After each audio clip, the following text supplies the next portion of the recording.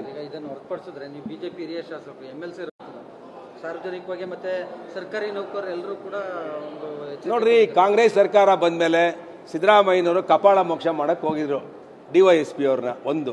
ಆಮೇಲೆ ಇನ್ನೊಬ್ಬರು IAS officer ಯಾವುದೋ ವೇದಿಕೆಯಲ್ಲಿ ಸ್ವಾಮೀಜಿ ಅವ್ರ ಪಕ್ಕ ಕೂತವ್ರೆ ಅಂತೇಳಿ ಮೇಲೆ ಎದಳು ಆಚೆ ನಡಿ ಅಂತ IAS ಆಫೀಸರ್ಗೆ ಹೇಳಿದ್ರು. ಹಂಗೇಳಿ ರವಿಕುಮಾರ್ ಮಾತಾಡೋದು ಸರಿನಾ? ಸರಿ ಇಲ್ಲ.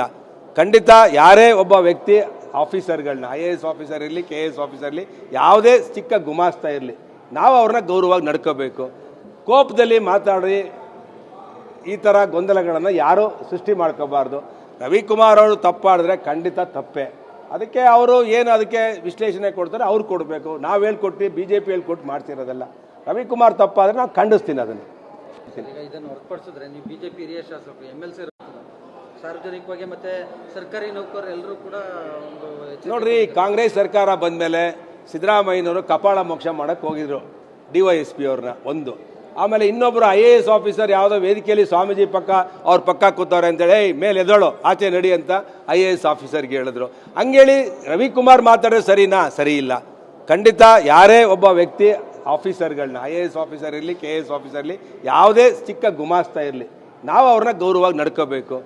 ಕೋಪದಲ್ಲಿ ಮಾತಾಡಿ ಈ ಥರ ಗೊಂದಲಗಳನ್ನು ಯಾರೂ ಸೃಷ್ಟಿ ಮಾಡ್ಕೋಬಾರ್ದು. ರವಿಕುಮಾರ್ ಅವರು ತಪ್ಪಾಡಿದ್ರೆ ಖಂಡಿತ ತಪ್ಪೇ.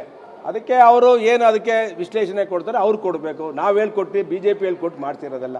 ರವಿಕುಮಾರ್ ತಪ್ಪಾದರೆ ನಾವು ಖಂಡಿಸ್ತೀನಿ ಅದನ್ನು.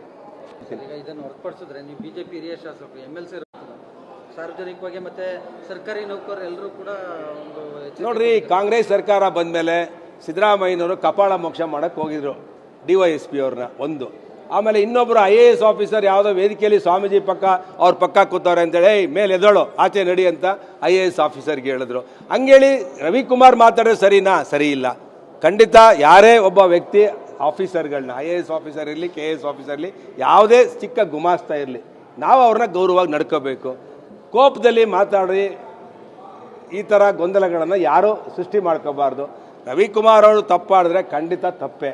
ಅದಕ್ಕೆ ಅವರು ಏನು ಅದಕ್ಕೆ ವಿಶ್ಲೇಷಣೆ ಕೊಡ್ತಾರೆ ಅವ್ರು ಕೊಡಬೇಕು. ನಾವು ಹೇಳ್ಕೊಟ್ಟು BJP ಹೇಳ್ಕೊಟ್ಟು ಮಾಡ್ತಿರೋದಲ್ಲ. ರವಿಕುಮಾರ್ ತಪ್ಪಾದರೆ ನಾವು ಖಂಡಿಸ್ತೀನಿ ಅದನ್ನು.